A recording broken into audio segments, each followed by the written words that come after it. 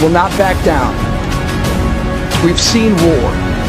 Continues to allow the killing of Christians, the USA will immediately stop all aid and assistance to Nigeria.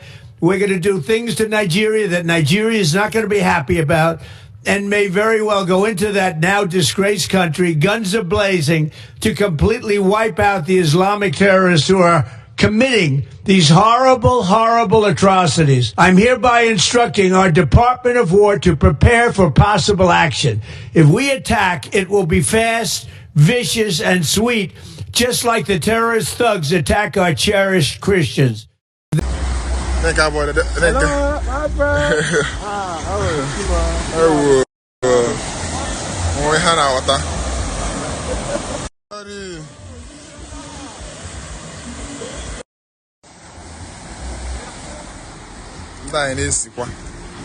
Be trying to do now is to do a sort of damage control, but it is vertically too late. You're not going to blame this thing on Mazen Nnamdi Kanu. Nobody should blame Mazen Nnamdi Kanu for this global attention Nigeria is getting over the killings of Christians to an extent, that is being tagged Christian genocide. So there's a simple disagreement between the government of Nigeria, the people of Nigeria, and the international communities and the world leaders and the world powers. So Nigeria can have not been able to come out and definitely prove a certain point, that what the United States of America is talking about Christian genocide in Nigeria is not correct. Every form of defense they wanted to put up, have crashed and have failed, woefully. So the president of Nigeria now is on a point of trying to do a sort of damage control, trying to organize, mobilize the southern part of the country, to a one political structure, why the North is maintaining and laying ambush of what is going to happen at the end of the day. So it might lead to total breakup at the end of the day, where there may not be any possible, solution anymore, because the intervention of foreign powers, would dismantle anything that has to do with sovereignty of Nigeria. And also we enrolled the presidential powers given to Bola Ahmed Tinubu as the commander-in-chief of the Nigerian Armed Forces, who has not been able to tame or to curtail or possibly stop the killing that's associated to jihadists, banditry, Boko Haram, and name them, all manner of things, that is going on now. So it's a very clear fact that definitely the Nigerian government will not be able to meet the 2 weeks ultimatum, given by the United States of America, to make sure that everything is rounded up and there is a internal security and improvement in terms of human rights and all violations. And secondly, that Mazen Nnamdi Kanu should be, automatically, released, either hook or crook. They don't want to know how the government want to do that, because every findings and facts points to the direction, that Mazen Nnamdi Kanu is not being tried based on law. Mazen Nnamdi Kanu is being tried based on his vocal and exposure of atrocities and criminality carried out in Nigeria by a system that does not understand what it means to be a nation and to provide leadership to that extent. So and you can see, the atmosphere, the trajectory, is heading towards that side of Mazen Nnamdi Kanu. Nigerians are celebrating him, in all ramifications. He has become a hero, and this national consciousness about Mazen Nnamdi Kanu's freedom now is going to play out on whatever decision, judgment that the government of Nigeria is going to pass on Mazen Nnamdi Kanu. So what it definitely means that there are different departments. I think United States Department of War has already readied action in that regard. So what we are seeing is gradual deployment of the Marine U.S. forces in Nigeria, gradual deployment of the U.S. SEAL, gradual deployment of the U.S. artillery, gradual military surveillance on all the targets they need to do. But once there's any strike and there's any reaction, either by omission or commission, by any forces, whether be it ISIS, whether it be it the military or police or whatever, it will lead to a certain decision that okay, at this point in time now, this is the boundary and these are no-go areas, and that is what the Nigerian government is actually afraid of. Nigerian government should not be afraid of Nigerian breakup, because we have gotten to the point of no return, where the international community and powerful nations are beginning to intervene on the issue that has to do with Nigerian sovereignty and unity. Then it becomes a serious concern for Bola Ahmed Tinubu. Unfortunately, it is going to happen under Bola Ahmed Tinubu's administration, and to an extent, it has not actually been able to galvanize a massive push to make sure that some of these security challenges are nipped out of the system completely. So the United States of America is angry, and they are looking at options. Like they said very clearly, Mario said it very clearly. I think the chief of staff to Donald Trump, that they are looking at full options, and they are giving Donald Trump full options. Those full options is that in case this one fail, this one would not actually. But look at people are saying this: the American military in Nigeria, and they're ready to strike.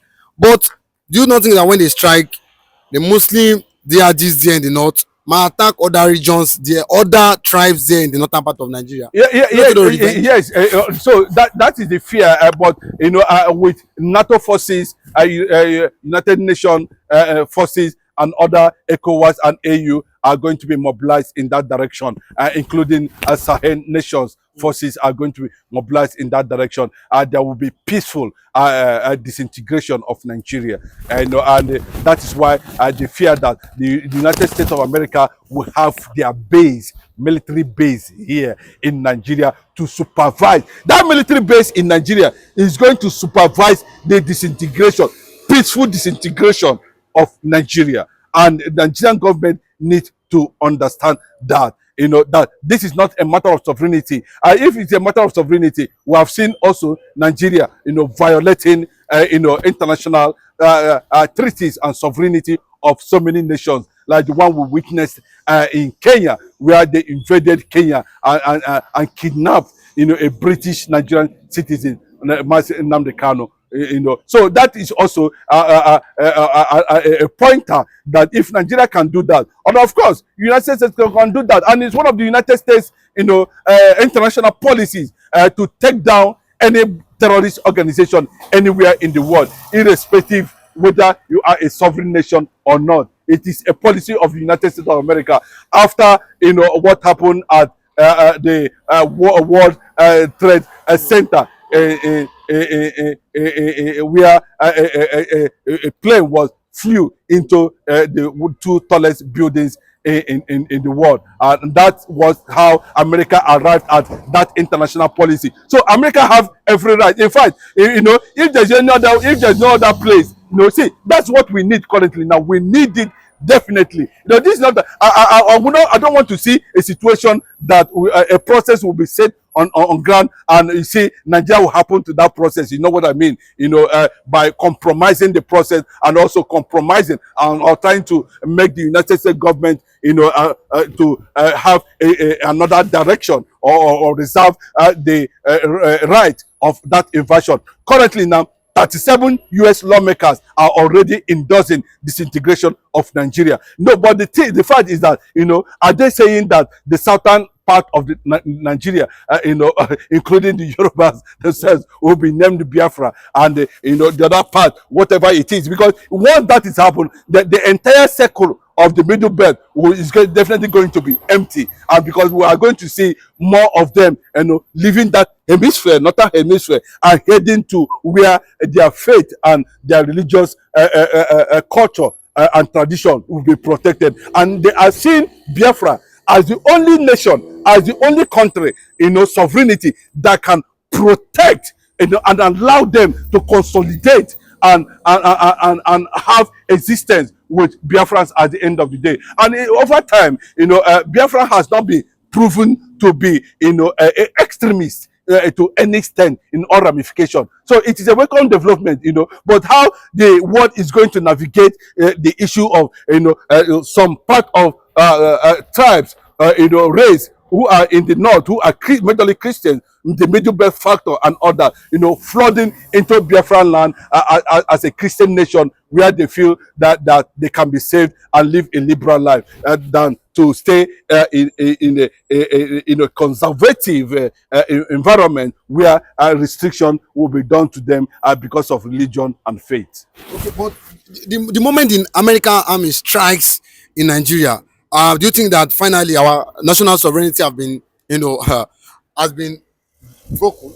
Let me just tell you very clearly, if the Nigeria is a sovereign nation, so to say, wouldn't have gotten to a point that the international community and the international powerful nation are seeking invasion. That invasion is to protect humanity. That invasion is to protect existence. That invasion is to protect, the weak at the end of the day, and that is what America actually, stands for.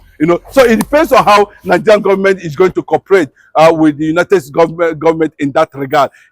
By not trying to create any form of resistance, because any form of resistance, will trigger, Biafran flag, flying in the entire southern part of the country. Okay, but international Amnesty International are petitioning the ICC. They said what? They said Nnamdi Kanu's case has overstayed too long, and at the same time, they said from their own personal finding that the Muslim jihadis are the one causing mayhem in the southeastern part of Nigeria. That Nnamdi Kanu is not the one causing this mayhem.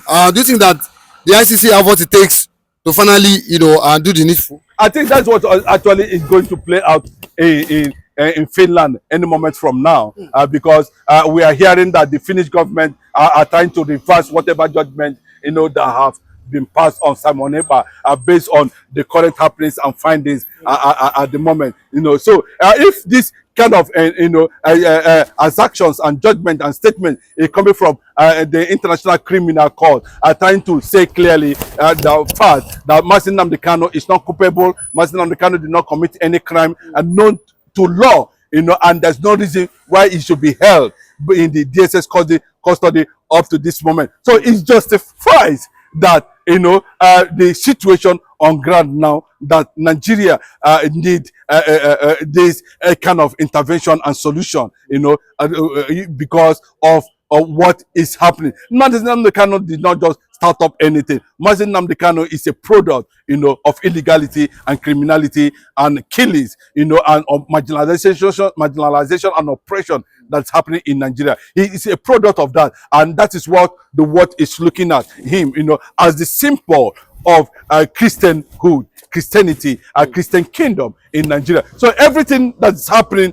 within ICC is trying to call the attention of the Nigerian government that Mazi Nnamdi Kanu is not guilty of anything, and that now that the Finland government is trying to revoke, whatever judgment they have passed on Simon Ekpa, maybe based on a kind of manipulation or thereafter, shows that Mazi Nnamdi Kanu is in the right cause, and of course Simon Ekpa is also in the right cause, because all of them are seeking resistance over killings that is happening in Nigeria currently now. So you can see the ICC coming from that angle. So it definitely is going to take a lot of heads at the end of the day, because people you think that will not be involved at the end of the day, when the whole thing is down, might be invited and face ICC over the atrocities that has been going on in Nigeria. Especially now, even the jihadists themselves